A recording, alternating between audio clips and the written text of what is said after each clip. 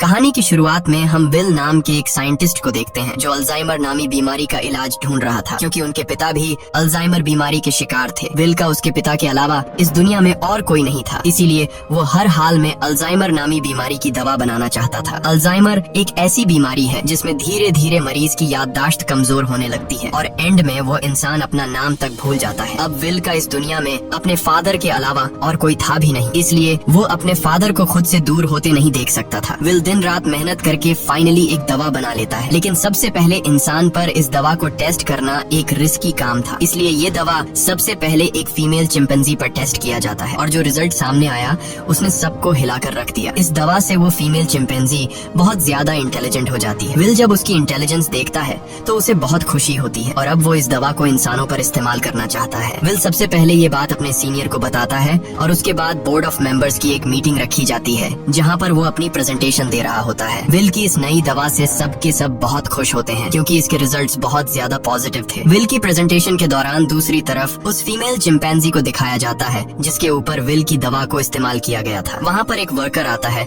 जो उसे वहाँ से दूसरी जगह शिफ्ट करना चाहता है, लेकिन आज उस चिंपैंजी का नेचर थोड़ा अलग था। वो उस जगह से दूसरी जगह शिफ्ट नहीं होना चाहती थी। जब वर्कर जबरदस्ती करता है तो उस चिंपैंजी को बहुत गुस्सा आता है। वो उस वर्कर का हाथ पकड़ लेती है और उसके बाद वहाँ से निकलकर चारों तरफ तोड़ फोड़ करना शुरू कर देती है। वो काबू से बाहर हो गई और उस जगह पहुंच जाती है जहां पर बोर्ड ऑफ मेंबर्स की मीटिंग चल रही होती है। यहाँ पर विल चाह कर भी उसे कंट्रोल नहीं कर पाता क्योंकि ये चिंपैंजी बहुत ज्यादा गुस्से में होती है, इसलिए इस चिंपैंजी को गोली मारनी पड़ती है जिससे उस चिंपैंजी की मौके पर ही मौत हो गई। इस हादसे के बाद बोर्ड के मेंबर्स ने ये माना कि विल की दवा की वजह से ये चिंपैंजी एग्रेसिव हो गई थी और अब चिंपैंजी की मौत के साथ साथ विल का ये पूरा का पूरा एक्सपेरिमेंट भी पूरी तरह से खत्म हो गया है। बोर्ड के मेंबर्स ने लैब में रखे सारे चिंपैंजी को मारने का हुक्म दिया क्योंकि उन पर भी विल की बनाई हुई दवा का इस्तेमाल किया गया था। हालांकि विल अपने बॉस को कन्विंस करने की कोशिश करता है कि मेरी दवा में कोई प्रॉब्लम नहीं है, लेकिन उसका बॉस साफ साफ मना कर देता है। वो कहता है कि अगर तुम्हारी दवा में प्रॉब्लम नहीं होती तो वो चिंपैंजी इतना ज्यादा अग्रेसिव नहीं होती। विल की 5 सालों की एक्सपेरिमेंट अब जाया हो गई थी। वो अंदर लैब की तरफ जाता है, तभी उसके पास लैब का केयर टेकर आता है और उसे बताता है कि आपकी दवा में कोई भी प्रॉब्लम नहीं है। दरअसल चिंपैंजी आपकी दवा की वजह से अग्रेसिव नहीं हुई थी, बल्कि उसने उसी वक्त एक बच्चे को जन्म दिया था, जिस वजह से वो गुस्से में आ गई थी क्योंकि उसे वहाँ से शिफ्ट किया जा रहा था। और अब विल को पूरी बात समझ में आ जाती है। वो वर्कर उसे कहता है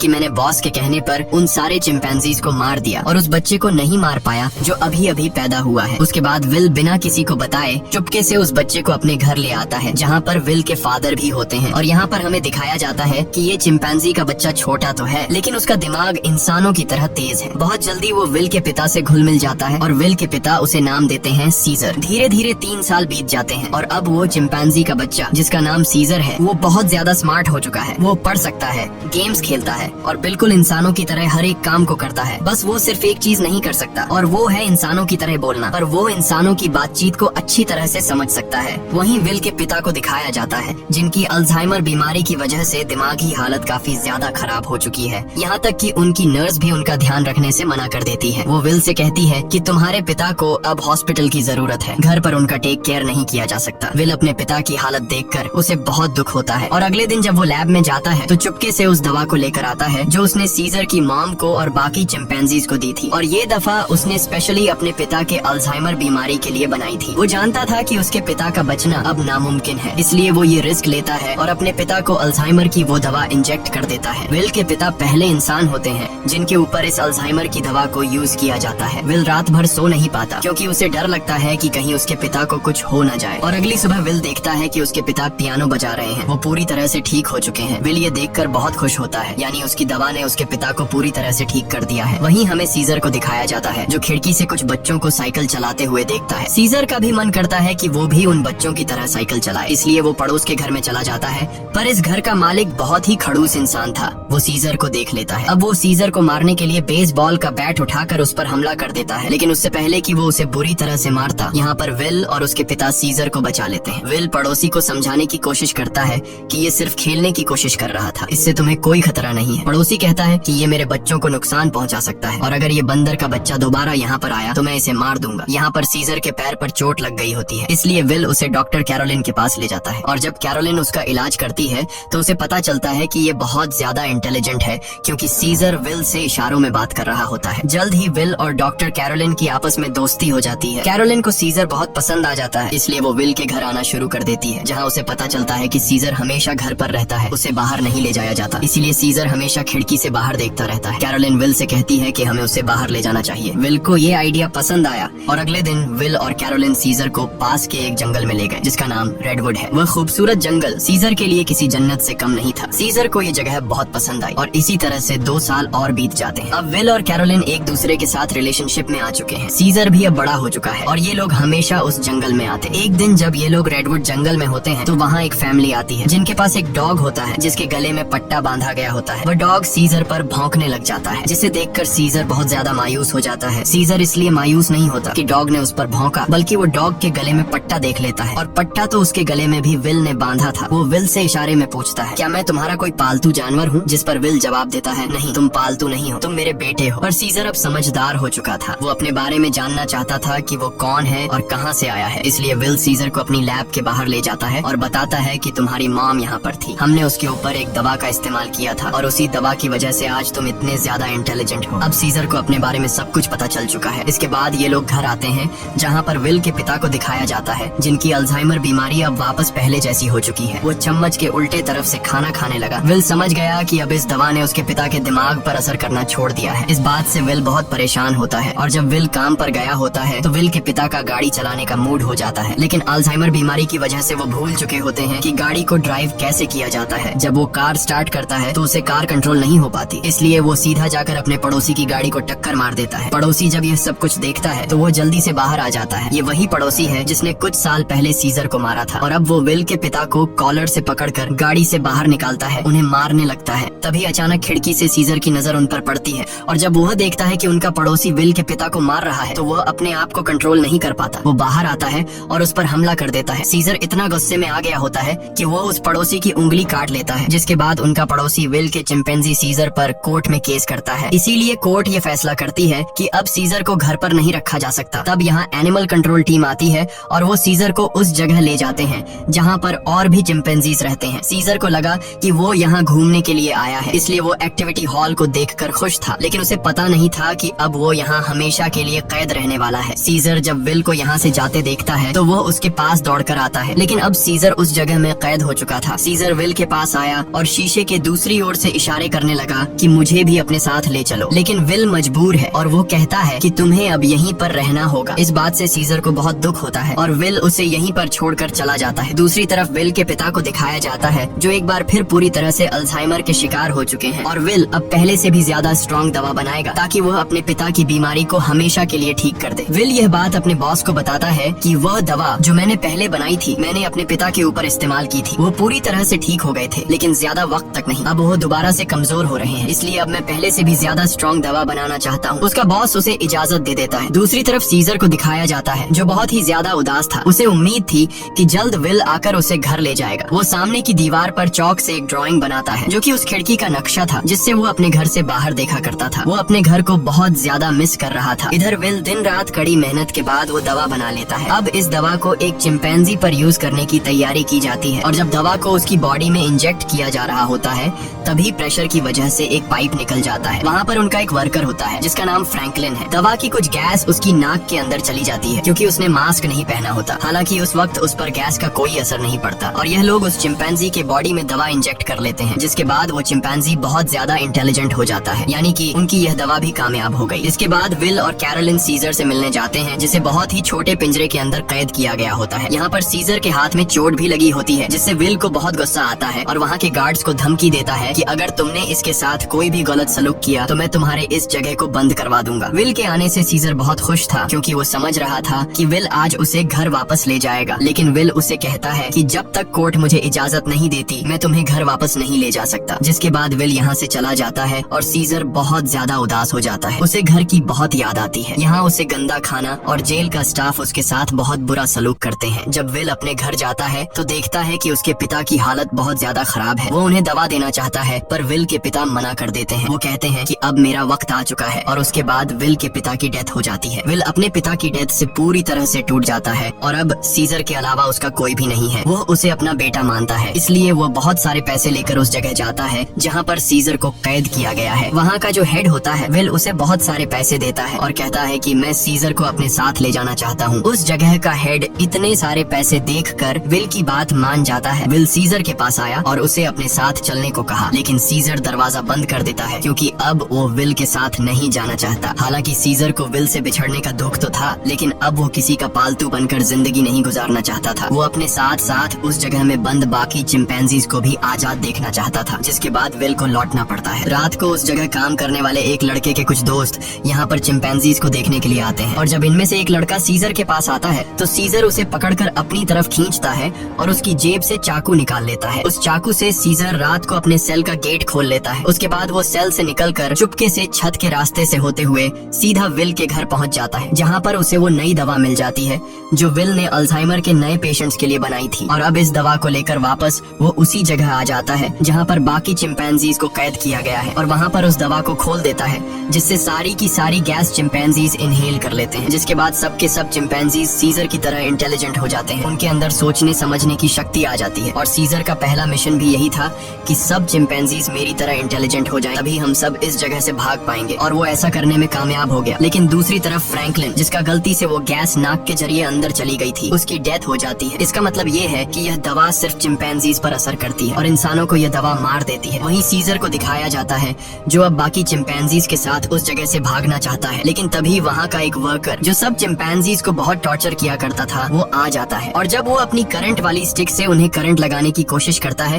तो सीजर उसका हाथ पकड़ लेता है। वो कहता है कि अपने गंदे हाथ मुझसे दूर रखो और यहाँ पर पहली बार सीजर बोलता है नो। इसके बाद सीजर उसे पंच मारकर वहीं पर गिरा देता है और बाकी सब चिंपैंजीज को आजाद कर देता है। वो वर्कर उठकर एक बार फिर से अपनी इलेक्ट्रिक स्टिक लेकर उनकी तरफ बढ़ता है, लेकिन सीजर उस पर प्रेशर से पानी खोल देता है, जिससे उसे करंट लगने से उसकी मौत हो जाती है। इसके बाद सीजर सब चिंपैंजीज को लेकर पास के एक जू में पहुंच जाता है। वो वहाँ के सभी चिंपैंजीज को आजाद करके अपनी टीम में शामिल कर लेता है और अब ये सब के सब विल की लैब में पहुंच जाते हैं। वहाँ पर भी बहुत सारे चिंपैंजीज होते हैं, ये उन्हें भी आजाद कर देते हैं और अब इन सब की एक टीम बन चुकी है। वहीं विल, जिसे सीजर की बहुत ज्यादा याद आती है, वह उस जगह कॉल करता है जहाँ पर सीजर को कैद कर रखा गया था, पर उसका कॉल कोई रिसीव नहीं करता, इसलिए वह जल्दी से कैरोलिन के साथ वहाँ पर पहुँच जाता है। वो देखते हैं कि यहाँ पर तो एक भी चिंपैंजी मौजूद नहीं। तभी उन्हें एक जख्मी वर्कर दिखाई देता है। विल उससे पूछता है कि यहाँ पर क्या हुआ। वह बताता है कि तुम्हारा सीजर सबको अपने साथ ले गया और वह पहली बार बोला भी था। ये सुनकर विल बहुत ज्यादा परेशान हो जाता है और अब वह समझ जाता है कि सीजर अपने सभी साथियों के साथ रेडवुड जा रहा है, जहाँ पर बचपन में उसे ले जाया करता था। सीजर शहर के रास्ते से अपने साथियों के साथ आगे की तरफ बढ़ रहा होता है। रास्ते में एक ब्रिज आता है जहाँ पर पुलिस उनका रास्ता रोक लेती है और इसके बाद चिंपैंजीज और पुलिस के बीच में एक बहुत बड़ी फाइट होती है। हालांकि सीजर का मकसद इंसानों को चोट पहुँचाना नहीं था, बल्कि अपने चिंपैंजी भाइयों को आजाद करके उन्हें रेडवुड जंगल तक पहुँचाना था। उनके ऊपर हेलीकॉप्टर से हमला किया जाता है और जब सीजर को नुकसान पहुँचने वाला होता है तो तभी वहाँ पर एक गोरिल्ला हेलीकॉप्टर के ऊपर कूद जाता है और हेलीकॉप्टर को क्रैश कर देता है, जिससे उसकी जान चली जाती है। और तभी वहाँ पर कोबा नामी चिंपैंजी आता है। कोबा वही चिंपैंजी है जिसकी बॉडी पर लैब में एक्सपेरिमेंट किया गया था, जो उस आदमी को मार देता है जो हेलीकॉप्टर से उन पर गोलियां चला रहा था। यहाँ जब एक गोरिल्ला पुलिस वाले को चीरने वाला था तब सीजर उसे रोक लेता है, क्योंकि सीजर पुलिस वालों को रोकना चाहता था, उन्हें मारना नहीं। अब ये सब के सब ब्रिज को क्रॉस कर रेडवुड पार्क पहुंच जाते हैं, जहाँ पर विल भी कुछ देर में पहुंच जाता है। वो सीजर को आवाजें देने लगता है। इस दौरान एक दूसरा चिंपैंजी विल पर हमला करने वाला होता है कि तभी सीजर उसे रोकता है। विल सीजर से कहता है कि तुम मेरे साथ घर चलो, नाराजगी छोड़ दो, नहीं तो पुलिस तुम सबको मार देगी। सीजर विल को अपने गले लगाता है और उसके कान में कहता है कि अब यही मेरा घर है। और विल समझ जाता है कि सीजर को उसकी दुनिया मिल चुकी है, वह उसके साथ लौट कर नहीं आएगा। विल सीजर से कहता है ठीक है, ये तुम्हारी जिंदगी है, जी लो इसे। जिसके बाद विल सीजर को यहीं छोड़कर चला जाता है। अब सीजर और उसके साथियों की यह एक नई दुनिया है और सीजर इन सब का लीडर है। वहीं हमें विल के पड़ोसी को दिखाया जाता है जिसकी उंगली सीजर ने काटी थी और अचानक उसकी नाक से खून निकलने लगता है। दरअसल फ्रैंकलिन, जो विल का कोलीग था जिसने एक्सपेरिमेंट के दौरान गैस इनहेल कर ली थी, वो ये सब कुछ बताने के लिए विल के घर आया था। लेकिन विल घर पर न होने की वजह से फ्रैंकलिन उसके पड़ोसी के पास गया। अचानक उसे खांसी आई जिससे खून के छींटे उसके ऊपर गिर गए और अब ये भी उस वायरस से इन्फेक्टेड है। दरअसल ये एक पायलट होता है जो कि इंटरनेशनल फ्लाइट्स उड़ाता है। इसका मतलब ये वायरस पूरी दुनिया में फैला देगा जिससे पूरी दुनिया बदल जाएगी, और होता भी ऐसा ही है। इस मूवी का सेकंड पार्ट 2014 में आया था जिसमें दिखाया जाता है कि वायरस को फैले हुए आज 10 साल हो चुके हैं और दुनिया से इंसानों की बहुत बड़ी आबादी खत्म हो चुकी है। जहाँ एक तरफ इंसानों की आबादी कम हो रही थी, दूसरी तरफ चिंपैंजीज की जनरेशन बढ़ती जा रही थी। ये सभी उस जंगल में पूरी तरह से फैल चुके थे और वो सभी अब पहले से भी ज्यादा स्ट्रॉन्ग हो चुके थे। यहाँ हमें सीजर को दिखाया जाता है। वो अब भी सभी चिंपैंजीज का लीडर है और इस जंगल में सीजर का ही राज चलता है। इस जंगल में अब इंसानों का आना मना है। सीजर का अब एक बेटा हो चुका है जिसका नाम ब्लू आई है। एक दिन सीजर का बेटा जब अपने दोस्त के साथ जंगल में घूम रहा होता है, तभी उनके सामने एक इंसान आ जाता है जो जंगल में अपनी टीम के साथ हाइड्रो इलेक्ट्रिक डैम देख रहा होता है ताकि पूरे शहर को इलेक्ट्रिसिटी दोबारा से दी जा सके और ये डैम चिंपैंजीज के इलाके में है। अब वो आदमी जब सीजर के बेटे ब्लू आई और उसके दोस्त को देखता है तो वो बहुत ज्यादा डर जाता है और अपनी गन निकाल लेता है। सीजर का बेटा भी घुर्राने लगता है। वो आदमी डर कर गोली चला देता है जिससे सीजर के बेटे का दोस्त घायल हो जाता है। गोली की आवाज सुनकर सभी चिंपैंजीज यहाँ पर आ जाते हैं। साथ ही जिस आदमी ने गोली चलाई होती है उसके साथी भी आ जाते हैं जो यहाँ पर डैम ढूंढ रहे होते हैं। चिंपैंजीज उन्हें मारना चाहते हैं। वो सब उन लोगों पर बहुत ज्यादा गुस्सा होते हैं। तभी इंसानों के ग्रुप का लीडर आगे आता है जिसका नाम मैल्कम है। वो सीजर से बात करता है। वो उसे बताता है कि हम यहाँ पर किसी को नुकसान पहुँचाने के लिए नहीं आए, हम तो बस यहाँ सिर्फ शहर की बिजली ठीक करने के लिए डैम ढूंढ रहे हैं। सीजर उससे कहता है चलो ठीक है, इस बार तुम आ गए लेकिन दोबारा यहाँ पर मत आना, तुम सब यहाँ से चले जाओ। अब वो सब के सब यहाँ से चले जाते हैं और इन्हीं चिंपैंजीज में जो कोबा होता है जिसके ऊपर कभी इंसानों ने एक्सपेरिमेंट्स किए थे, जो इंसानों से बहुत ज्यादा नफरत करता है, वो सभी चिंपैंजीज से कहता है कि इंसान दोबारा से हमारे इलाके में आ गए हैं, वो हमें फिर से नुकसान पहुंचाएंगे, इसलिए इंसानों को हमें अपनी ताकत दिखानी होगी। और सीजर भी अब उसकी बातों में आ जाता है और ये सब तय करते हैं कि ये इंसानों की बस्ती में जाएंगे। और अब सीजर अपने घोड़े पर बैठकर सबके आगे होता है, उसके साथ सभी चिंपैंजीज इंसानों के इलाके में जाते हैं। यहाँ पर दिखाया जाता है कि जो पहले रोशनियों से चमकने वाला एक खूबसूरत शहर हुआ करता था, अब वो पूरी तरह से वीरान हो चुका है। यहाँ पर टेक्नोलॉजी और बहुत सारी चीजें अब पूरी तरह से खत्म हो चुकी हैं। सीजर अपनी पूरी सेना को लेकर इंसानों के इलाके में पहुंच जाता है, जहां पर मैल्कम एक बार फिर से सीजर के सामने आता है और वो सीजर से कहता है कि हम तुमसे माफी मांग चुके हैं। सीजर कहता है कि आज के बाद अगर हमारे इलाके में कोई भी आया तो हम उसे मार देंगे। हम युद्ध नहीं चाहते, लेकिन अगर इंसानों ने दोबारा हमारे इलाके में आने की कोशिश की तो हम किसी को नहीं छोड़ेंगे। यहाँ पर कोबा भी होता है। कोबा चाहता है कि वो इंसानों से युद्ध लड़े, लेकिन सीजर इंसानों को वार्निंग देकर यहाँ से पूरी सेना के साथ निकल जाता है। वहीं मैल्कम को दिखाया जाता है जो बहुत ज्यादा परेशान होता है क्योंकि जिस जगह में ये लोग रह रहे थे वहाँ पर बिजली नहीं थी और उनका पावर प्लांट खास उसी जगह में था जहाँ पर चिंपैंजीज का इलाका था। वहाँ पर जाना मतलब अपनी मौत को दावत देना है, लेकिन सारी जिंदगी ये लोग बिना इलेक्ट्रिसिटी के तो नहीं रह सकते थे, इसलिए उन्हें हर हाल में वहाँ पर जाकर बिजली ठीक करनी थी। मैल्कम अपने सीनियर से कहता है कि हमें एक बार सीजर से बात करके देखना चाहिए, क्या पता वो हमारी तकलीफ को समझ ले। जिसके बाद मैल्कम अपनी फैमिली और एक ग्रुप लेकर वहाँ जंगल के बाहर पहुँच जाता है। मैल्कम जब सीजर को अपनी सारी सिचुएशन बताता है तो सीजर समझ जाता है क्योंकि वो इंसानों के साथ रह चुका है। उसे पता है कि इलेक्ट्रिसिटी का मतलब क्या है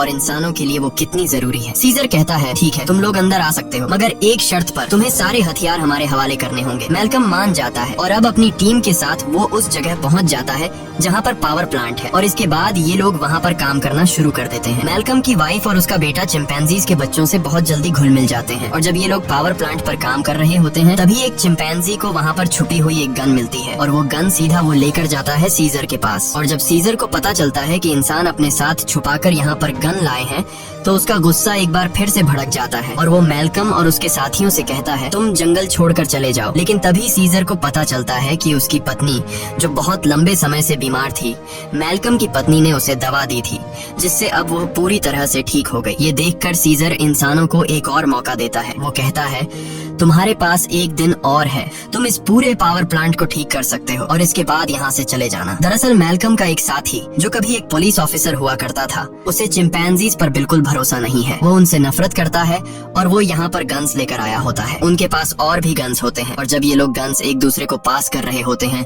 तो ऊपर से कोबा देख लेता है। कोबा गुस्से से लाल हो जाता है कि ये इंसान तो बिल्कुल भी भरोसे के लायक नहीं है और कोबा इंसानों से बहुत ज्यादा नफरत करता है और वो जल्दी से सीजर के पास जाता है। है। वो उसे बताता है कि इंसानों के पास और भी हथियार हैं। इंसान भरोसे के लायक नहीं है, तुम्हें उन्हें हमारे इलाके से निकालना होगा। जिस पर सीजर उसे सब्र रखने को कहता है। इस बात से कोबा को गुस्सा आता है। वो कहता है तुम्हें अपने साथियों की बिल्कुल भी परवाह नहीं है। तुम इंसानों से प्यार करते हो क्योंकि तुम भी उन्हीं में से एक हो। और अब सीजर को इस बात पर गुस्सा आता है और वो कोबा पर हमला कर देता है। सीजर उसे बहुत बुरी तरह से घायल कर देता है। कोबा अब बदले की आग में जलने लगा। वो यहाँ से सीधा उस जगह जाता है जहाँ पर इंसान और उनके हथियार हैं। वो वहाँ से इंसानों के हथियार लेता है और बहुत सारे इंसानों को मार देता है। और उन्हें मारने के बाद वापस वो अपने इलाके में आता है जहाँ पर वो अपने ही चिंपैंजीज के कई घरों को आग लगा देता है। और जब मौका देखता है कि सीजर बिल्कुल अकेला है, उसके पास कोई भी नहीं है, तो वो चुपके से सीजर को भी गोली मार देता है। सीजर वहीं झाड़ियों में गिर जाता है। इसके बाद कोबा अब सभी चिंपैंजीज के पास जाता है और कहता है इंसानों ने हमारे घर जला दिए और हमारे लीडर सीजर को भी मार दिया। वो हम पर हमला कर रहे हैं, हमें उन्हें सबक सिखाना होगा। कोबा इंसानों के खिलाफ युद्ध का ऐलान कर देता है। साथ ही वो यह भी ऐलान करता है कि अब मैं तुम सब का लीडर हूँ। इसे सब लीडर मान लेते हैं और इंसानों से युद्ध लड़ने के लिए तैयार हो जाते हैं। दूसरी तरफ इंसानों को दिखाया जाता है जहाँ उनके घरों में अब लाइट आ चुकी होती है क्योंकि पावर प्लांट ठीक हो चुका है। वो सब एक साथ मिलकर एंजॉय कर रहे होते हैं। वहीं कोबा अपनी पूरी सेना के साथ उस जगह पहुंच जाता है जहां पर इंसानों के हथियार हैं। सबसे पहले ये चिंपैंजीज इंसानों के हथियार को लूटते हैं और इसके बाद उन्हीं हथियारों से इंसानों के ऊपर हमला कर देते हैं। कई इंसानों को मार दिया जाता है। यहाँ पर वो छोटा चिंपैंजी भी होता है जिसे जंगल में एक इंसान ने गोली मारी थी और अब कोबा उसे हथियार देता है और कहता है तुम्हें इंसानों को मारना होगा। पर वह मना कर देता है क्योंकि सीजर ने उसे सिखाया था कि कभी भी किसी भी इंसान पर बिना वजह हमला मत करना। और जब वो बच्चा कोबा का ऑर्डर नहीं मानता तो कोबा उसे मार देता है। साथ ही जो चिंपैंजीज उसका हुक्म नहीं मानते वो उन्हें कैद कर लेता है। वही जंगल में मैल्कम और उसकी वाइफ शहर की तरफ आ रहे होते हैं। तभी वहाँ पर उन्हें सीजर दिखता है जो बहुत बुरी तरह से घायल होता है। वो सीजर को अपनी गाड़ी में बैठाकर अपने घर ले आते हैं। वो उसका ट्रीटमेंट करते हैं और सीजर का अच्छी तरह से ख्याल रखते हैं जिससे सीजर की जान में दोबारा जान आ जाती है। सीजर के होश में आने के बाद वो उन्हें बताता है कि मेरे पर हमला मेरे साथी ने किया है जिसका नाम है कोबा। मैल्कम को भी यहाँ पर पूरी बात समझ में आ जाती है। सीजर पूरी तरह से ठीक नहीं था, इसीलिए उसे पूरी तरह से रिकवर करने के लिए मैल्कम मेडिसिन लाने के लिए स्टोर पर जाता है और तभी उसके सामने सीजर का बेटा आ जाता है जिसके हाथ में गन होती है। वो मैल्कम को शूट करने वाला होता है कि मैल्कम उसे बता देता है तुम्हारे पिता सीजर अब भी जिंदा हैं। वो हमारे पास हैं और उन्हें और किसी ने नहीं बल्कि कोबा ने शूट किया है। इसके बाद मैल्कम सीजर के बेटे को अपने घर ले आता है। वो अपने पिता को जिंदा देखकर बहुत खुश हो जाता है। जहाँ पर सीजर का बेटा सीजर को बताता है कि किस तरह से कोबा ने अपने आप को लीडर बनाया और उसने बाहर की दुनिया में मासूम लोगों की जान ली। सीजर के बेटे को भी अब पता चल चुका है कि उसके पिता सीजर पर और किसी ने नहीं बल्कि कोबा ने गोली चलाई थी। इसीलिए अब वह वापस उसी जगह जाता है जहाँ पर कोबा ने इंसानों को और बहुत सारे चिंपैंजीज को बंदी बनाकर रखा है। सीजर का बेटा सबको आजाद कर देता है। मैल्कम भी उनका साथ देता है और वो उन सबको टावर के अंदर ले आता है जहाँ पर उसकी मुलाकात वही पुलिस ऑफिसर से होती है। वह ऑफिसर मैल्कम को बताता है कि इलेक्ट्रिसिटी आने के बाद मैंने रेडियो से आर्मी के साथ कांटेक्ट कर लिया है और बहुत जल्द बहुत बड़ी आर्मी की सेना यहाँ पर आने वाली है जो सभी चिंपैंजीज का खात्मा कर देगी। साथ ही वह यह भी बताता है कि मैंने टावर के ऊपर बहुत सारे बॉम्ब्स को फिट कर दिया है ताकि जब चिंपैंजीज टावर के ऊपर चढ़ेंगे तो मैं बॉम्ब को ब्लास्ट करके उन सब चिंपैंजीज को मार दूंगा। हालांकि इसमें उसकी खुद भी जान चली जाएगी। उसके हाथ में रिमोट कंट्रोल होता है और अब यह देखने के बाद मैल्कम और सभी इंसान वहाँ से भागना शुरू कर देते हैं। वहीं सीजर को दिखाया जाता है जो अब यहाँ पर पहुँच चुका है। उसका सामना कोबा से होता है और कोबा और उसके बीच फाइट शुरू हो जाती है। सीजर को जिंदा देखकर बाकी चिंपैंजीज भी कोबा की गद्दारी को जान चुके हैं। वहीं हमें उस पुलिस ऑफिसर को दिखाया जाता है जो टाउन के एक हिस्से को बॉम्ब से ब्लास्ट कर देता है जिसमें कई सारे चिंपैंजीज मारे जाते हैं। लेकिन कोबा, सीजर और उसके कई साथी अब भी जिंदा हैं। जब कोबा देखता है कि बहुत सारे चिंपैंजीज वापस सीजर को सपोर्ट करने लगे हैं तो वह उन सब पर गोलियां चलाना शुरू कर देता है। तभी सीजर काफी ऊंचाई से कोबा पर हमला कर देता है और उसे बिल्डिंग से नीचे धकेल देता है। कोबा लोहे की रॉड से लटक जाता है। अब वह सीजर से कहता है प्लीज मुझे बचा लो, जिसके बाद सीजर उसका हाथ पकड़ लेता है। लेकिन कोबा ने जो किया है उसे माफ नहीं किया जा सकता, इसीलिए सीजर उसका हाथ छोड़कर उसे नीचे गिरा देता है जिससे उसकी मौत हो जाती है। और अब मैल्कम और सीजर एक दूसरे के सामने होते हैं। ये दोनों एक दूसरे से हाथ मिलाते हैं, यानी कि यह दोनों अब अच्छे दोस्त हैं जैसे कभी सीजर विल का हुआ करता था। मैल्कम सीजर को बताता है कि बहुत जल्दी यहाँ पर आर्मी आने वाली है, तुम सबको यहाँ से निकलना होगा ताकि इस जंग को रोका जा सके। सीजर कहता है कि अब इंसानों और चिंपैंजीज के बीच जो वॉर है उसे कभी खत्म नहीं किया जा सकता। इसी के साथ यह कहानी खत्म हो जाती है। अगर वीडियो आपको अच्छी लगी हो तो हमारे चैनल को सब्सक्राइब और वीडियो को लाइक जरूर कीजिएगा।